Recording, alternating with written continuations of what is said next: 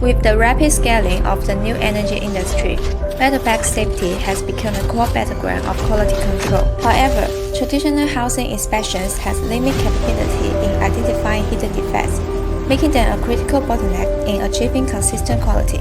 Aluminum alloy die-cast housing are highly susceptible to surface and near-surface microcracks, faults, and cold shut during stamping, assembling, and long-term vibration. Conventional visual inspection is completely ineffective in detecting such flaws. The Vortex Eddy current flaw detector, based on the principle of electromagnetic induction, requires no couplant. With the probe placed close to the housing surface, it can scan in defined patterns across dooms. Its high sensitivity enables real-time detection of surface and near-surface discontinuities, while intelligent waveform feedback accurately filters out interference caused by material inhomogeneity and edge effects. Real-time alerts are triggered at abnormal waveform positions. Inspection data can be saved with a single key, with both waveforms and parameters stored simultaneously, covering the full scope from end-of-line production inspection, after-sales maintenance, to used vehicle safety verification.